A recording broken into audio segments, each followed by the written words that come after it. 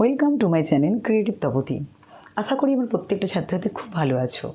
আমি আমার আগের ভিডিওতে তোমাদেরকে যারা ক্লাস 12-এর ছাত্রছাত্রী, দ্বাদশ শ্রেণীর ছাত্রছাত্রী, তাদের জন্য একটা ইংরেজি একটা আত্মজীবনীমূলক রচনা পড়িয়েছিলাম, স্ট্রং রুটস।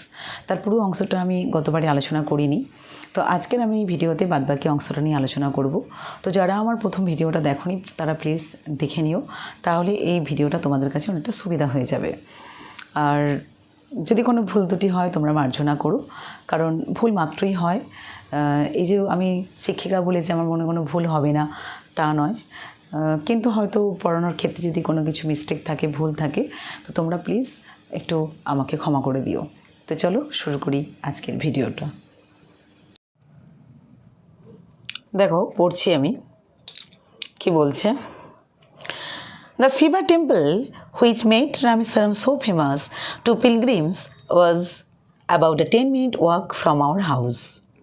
অর্থাৎ শিবের মন্দির যা রামেশ্বরমকে তীর্থযাত্রীদের কাছে বিখ্যাত করে তুলেছিল, এবং যেটা কি বলতে চাইছে না, আমাদের বাড়ি থেকে প্রায় 10 মিনিটের হাঁটাপথের দূরত্ব ছিল। Our locality was predominantly Muslim, but there were quite a lot of Hindu families too, living amicably with their Muslim neighbors. আমাদের এলাকাটি মূলত মুসলিম প্রধান ছিল, কিন্তু এখানে অনেক হিন্দু পরিবারও ছিল যারা তাদের মুসলিম প্রতিবেশীদের সঙ্গে বন্ধুত্বপূর্ণভাবে বাস করতেন। There was a very old mosque in our locality where my father would take me for evening prayers. আমাদের এলাকায় একটি বহু প্রাচীন মসজিদ ছিল যেখানে আমার বাবা সন্ধ্যেবেলায় প্রার্থনার জন্য আমাকে নিয়ে যেতেন। I had not the faintest idea of the meaning of the Arabic prayers chanted by but I was totally convinced that they reached God. কিন্তু আরবি ভাষায় যে প্রার্থনা উচ্চারণ করা হতো সেই সম্বন্ধে আমার সামান্যতম ধারণাও ছিল না, কিন্তু আমার এটুকু বিশ্বাস ছিল যে সেগুলি ঈশ্বরের কাছে গিয়েই পৌঁছায়। When my father came out of the mosque after the prayers, people of different religions would sitting outside waiting for him.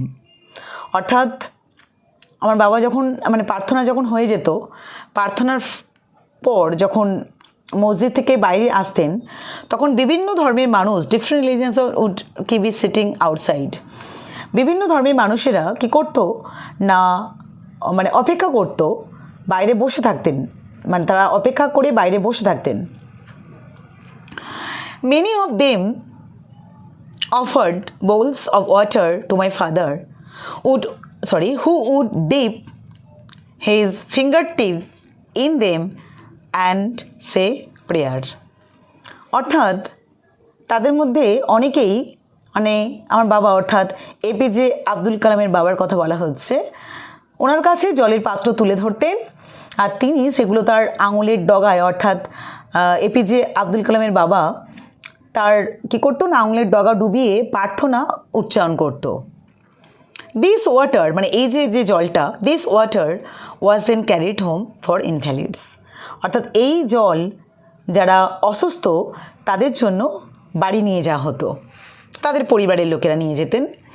I also remember people visiting our home to offer thanks after being cured. Father always smiled and asked them to thank Allah the merciful. আমার এটা মনে আছে যে তারা যখন তাদের বাড়ি যারা অসুস্থ ছিলেন যারা, তারা কী হতো না, সেরে যেত, অর্থাৎ সুস্থ হয়ে যাওয়ার পরে আমার বাবাকে ধন্যবাদ জানানোর জন্য আমাদের বাড়িতে দেখা করতে আসতো। আর আমার বাবা তখন কি করতো, অলওয়েজ স্মাইল মৃদু হাসতো আর করুণাময় আল্লাহকে ধন্যবাদ জানানোর জন্য বলতো যে ask them to thank Allah the merciful. দেখো নেক্সট পার্টে যাচ্ছি। The high priest of Rameswaram temple Pakshi Lakshmana Sastry, অর্থাৎ এখানে বলছে রামেশ্বরম মন্দিরের প্রধান পুরোহিত পাক্সি লক্ষ্মণ শাস্ত্রী, দেখো ওয়াজ এ ভেরি ক্লোজ, এটা ক্লোজ হবে, close friend to my father's, অর্থাৎ আমার বাবার খুব ঘনিষ্ঠ বন্ধু ছিলেন। One of the most vivid memories of my early childhood অর্থাৎ আমার যে শৈশবের জীবন্ত স্মৃতিগুলির মধ্যে অন্যতম হলো না কি না of the two men each in traditional attire discussing spiritual matters অর্থাৎ এই যে দুজন মানুষ প্রত্যেকে দুজনেই তাদের যে চিরাচরিত পোশাকে তারা কি করতো না আধ্যাত্মিক আলোচনা করতো, ঠিক আছে, আধ্যাত্মিক বিষয় নিয়ে আলোচনা করতো। When I was old enough to ask question, যখন আমি বড় হলাম, প্রশ্ন করার মতন বড় হলাম, I asked my father, আমি জিজ্ঞাসা করেছিলাম বাবাকে about the relevance of prayer, ওই যে প্রার্থনা, সেই প্রার্থনার তাৎপর্য নিয়ে বাবাকে প্রশ্ন করেছিলাম। মাই ফাদার টোল্ড মি, আমার বাবা আমাকে বলেছিলেন, there was nothing mysterious about prayer, আমার বাবা আমাকে বলেছিলেন যে প্রার্থনার মধ্যে রহস্যময় কিছু নেই, র্যাদার বরং prayer made possible a communion of the spirit between people, বরং এটা বলেছিলেন প্রার্থনা মানুষের আত্মার মধ্যে একটা সংযোগ স্থাপন করতে সম্ভব হয়েছে। হোয়েন ইউ প্রে, যখন তুমি প্রার্থনা করো, হি সেড, তিনি বললেন, you transcend your body and become a part of the cosmos which knows no division of wealth, age, caste or creed. যখন তুমি প্রার্থনা করো তখন তুমি তোমার দেহকে অতিক্রম করে এই মহাবিশ্বের অংশ হয়ে যাও, যার মধ্যে কোনো সম্পদ, বয়স, ধর্ম, মতবাদের কোনো পার্থক্য থাকে না, কোনো ভেদাভেদ থাকে না। নেক্সট পার্ট দেখো। My father could convey complex spiritual concept in very simple down to earth Tamil, অর্থাৎ আমার বাবার মধ্যে একটা ক্ষমতা ছিল, কেমন না আমার বাবা খুব সরল ভাষায়, চলিত ভাষায়, অর্থাৎ তামিল ভাষায় আর কি বলতে পারো, জটিল আধ্যাত্মিক বিষয়গুলোকে প্রকাশ করতে পারতেন। হি ওয়ান্স টোল্ড মি, তিনি একসময় আমাকে বলেছিলেন, ইন হিজ ওন টাইম, বলেছিলেন যে প্রতিটি মানুষের তার যে সময়ে, মানুষের যে নিজের কালে, ইন হিজ ওন প্লেস, তার যে নিজের স্থানে, in what he really is, and in the stage he has reached, good or bad, every human being is a specific element within the whole of the manifest divine being. কি বলছে যে প্রতিটি মানুষ নিজের কালে, নিজের স্থানে, প্রকৃত অর্থে সে যাই হোক না কেন, সে ভালো হোক মন্দ হোক, যে পর্যায়ে থাকুক না কেন, আসলে উদ্ভাসিত সমগ্র আধ্যাত্মিক সত্তার একটা বিশিষ্ট উপাদান মাত্র। তারপরে কি বলছে দেখো, সো হোয়াই বি অ্যাফ্রেড, তাহলে কেন ভীত of difficulties, suffering and problems, এই যে তোমার কষ্ট, সমস্যা, এই যে তোমার এত যন্ত্রণা, এতে তুমি ভীত কেন, ভয় পাবে কেন? হোয়েন ট্রাভেলস কাম, যখন কোনো অসুবিধা আসে, বাধা বিপত্তি আসে, ট্রাই টু আন্ডারস্ট্যান্ড, বোঝার চেষ্টা করো দ্য রিলেভেন্স, প্রাসঙ্গিকতা, তাৎপর্য অফ ইউর সাফারিংস, তোমার যে কষ্টের সেই তাৎপর্যটা কেন এটা হচ্ছে সেটা তুমি বোঝার চেষ্টা করো। Adversity always present opportunity for introspection, আমাদের যে অসুবিধা, কষ্ট, যন্ত্রণা, এইগুলো যখন আসে না, তখন আমাদেরকে আত্মসমীক্ষার সুযোগ করে দেয়, অর্থাৎ নিজেকে জাজমেন্ট করার একটা সুযোগ এনে দেয়।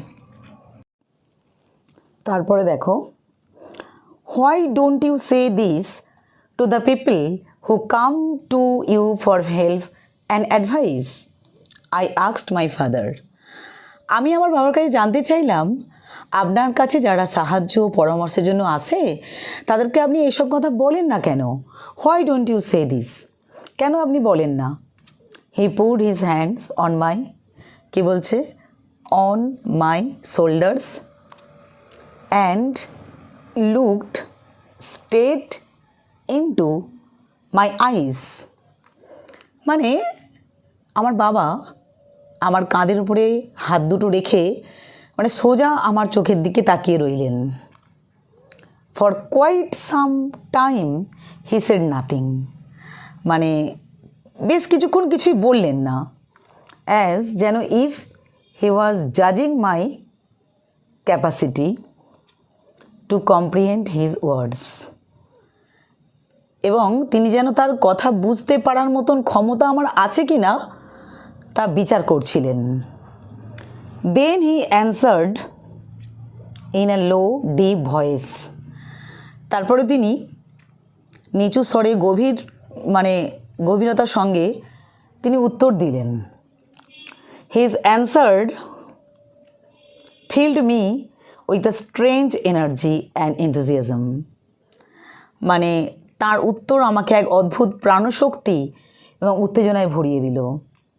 Whenever human beings find themselves alone, as a natural reaction, they start looking for company. যখন মানুষ দেখে যে সে খুব একা নিঃসঙ্গ হয়ে পড়েছে, স্বাভাবিকভাবেই সে সঙ্গী খুঁজতে শুরু করে। Whenever they are in trouble, they look for someone to help them. এবং যখনই সে কোনো ঝামেলায় পড়ে, সে এমন একজনকে খোঁজে যে তাকে সাহায্য করতে পারে। Whenever they reach an impasse, they look to someone to show them the way out. এবং কি বলছে যে যখন সে পথ খুঁজে পায় না, সে এমন একজনের সন্ধান করে যে সে পথ দেখাবে। কি বলছি দেখো, যে every recurrent anguish, longing and desire finds its own special helper. অর্থাৎ বারংবার ফিরে আসা প্রতিটি যন্ত্রণা, তৃষ্ণা এবং আকাঙ্ক্ষা খুঁজে পায় তার উপযুক্ত বিশেষ তার সাহায্যকারীকে। For the people who come to me in distress, I am but a go-between in their efforts to propitiate demonic forces with prayers and offerings. মানে কি বলছে, যারা দুর্দশাগ্রস্ত অর্থাৎ ডিস্ট্রেস দুর্দশাগ্রস্ত হয়ে আমার কাছে আসে, আমি তাদের প্রার্থনা আর অর্ঘ্য দিয়ে অশুভ শক্তিকে তুষ্ট করার কাজের মাধ্যমের ভূমিকা হিসেবে থাকি। আমি তাদের মাধ্যম থাকি কিসের, এই অশুভ শক্তিকে দূর করার মাধ্যমের ভূমিকা পালন করি জাস্ট। দিস ইজ নট, কিন্তু এই কথাটা বলার পরেই তিনি বলতে চাইছেন, this is not a correct approach to at all and should never be followed. কিন্তু এটি একেবারেই সঠিক পথ নয় এবং এই পথটা অনুসরণ করাও উচিত নয়। One must understand the differences between a fair ridden vision of destiny and the vision that enables us to seek the enemy of fulfillment within ourselves.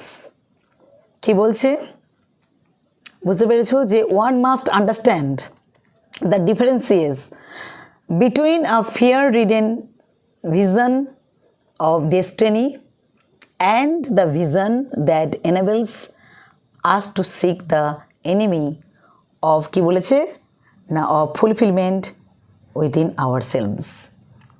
অর্থাৎ বলতে চাইছে এটা, এই অদৃষ্ট সম্পর্কে যে ভীতিপ্রদ একটা ভয় যে ধারণা পোষণ করা আর নিজের ভেতরে বসবাসকারী আকাঙ্ক্ষা পূরণের বাধা সৃষ্টিকারী শত্রুর মধ্যে পার্থক্য আমাদের বুঝতে হবে।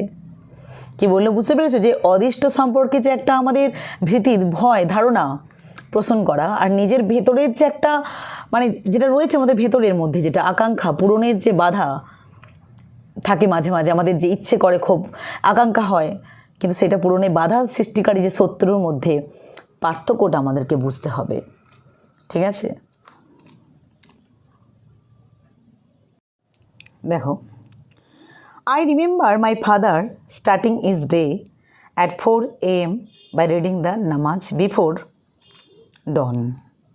মনে পড়ে বাবা ভোর হওয়ার আগেই 4টের সময় নামাজ পড়ে দিন শুরু করতেন। After the namaz, he used to walk down to a small coconut grove we owned about 4 miles from our home. নামাজের পরে তিনি হেঁটে বাড়ি থেকে মাইল 4 দূরে আমাদের ছোট নারকেলের বাগানে যেতেন। He would return with about a dozen coconuts tied together thrown over his shoulders, and only then would he have his breakfast. ফিরতেন ডজনখানেক নারকেল একসঙ্গে বেঁধে কাঁধে ঝুলিয়ে নিয়ে, তারপর তিনি তার জলখাবার খেতেন, অর্থাৎ ডাব, বা এখানে নারকেল বা ডাব বলছে আর কি এটা। তো this remained his routine even when he was in his last 60s। এই যে রুটিনটা, মানে এই যে প্রতিদিনের যে রোজগার রুটিনটা, বয়স যখন 60-এর ঘরের শেষের দিকে, তখনও ছিল তার রোজগার রুটিন। তারপরে দেখো নেক্সট, দেখো লাস্ট যে, I have throughout my life tried to emulate my father in my own world of science and technology. সারা জীবন ধরে আমি নিজের বিজ্ঞান ও প্রযুক্তির জগতে বাবাকে অনুসরণ করার চেষ্টা করেছি।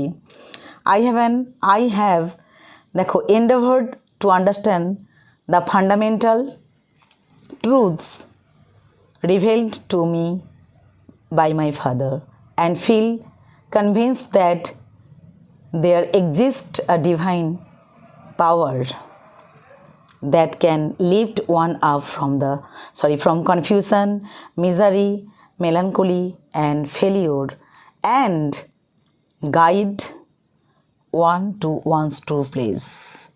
কি বলছে? বাবা যে মৌলিক সত্যকে আমার সামনে মেলে ধরেছেন, তা উপলব্ধি করতে চেষ্টা করেছি। আমি নিশ্চিতভাবে অনুভব করেছি যে এই ঐশ্বরিক শক্তি বিরাজমান, যা ব্যক্তি মানুষকে তার ভ্রান্তি থেকে, তার কষ্ট, দুর্দশা থেকে, বেদনা থেকে, ব্যর্থতা থেকে তুলে নিয়ে যেতে পারে তার প্রকৃত স্থানে, তার to one's true place. And once an individual severs his emotional and physical bond, he is on the road to freedom, happiness and peace of mind. কি বলছে বুঝতে পেরেছো? যে and once an individual severs his emotional and physical bond, he is on the road to freedom, happiness and peace of mind. একবার যদি কেউ মানসিক ও জাগতিক বন্ধন থেকে নিজেকে মুক্ত করতে পারে না, তাহলে সে পৌঁছে যেতে পারে মুক্তি, সুখ আর মানসিক শান্তির পথে। কি বললাম? যে একবার যখন কেউ কোনো মানসিক অর্থাৎ জাগতিক সমস্ত যে বন্ধনগুলো রয়েছে, যদি সেখান থেকে নিজেকে মুক্ত করতে পারে, তাহলে সে পৌঁছে যেতে পারে মুক্তি ও সুখ ও মানসিক শান্তির পথে। অর্থাৎ এত বড় একটা প্রতিভাবান মানুষ অর্থাৎ এপিজে আব্দুল কালাম, তার জীবনের শক্ত শিকড়, স্ট্রং রুটস হচ্ছে তার বাবা মা। আর সত্যিই তার কাছে তার বাবা মা একজন আদর্শ দম্পতি। তার কাছে বাবা মা সত্যিই একটা শক্ত শিকড়, যার কারণে তিনি আমাদের ভারতবর্ষের এক উজ্জ্বল জ্যোতিষ্ক হয়ে আমাদের জীবনে সারা জীবন থাকবে। আমাদের মনের আকাশে তিনি সারা জীবন উজ্জ্বল জ্যোতিষ্কময় হয়ে বিরাজ করবেন। Thank you so much for listening, for watching this video. তো প্লিজ ভালো লাগলে তোমরা সাবস্ক্রাইব করো। আজকের মতন টাটা, বাই।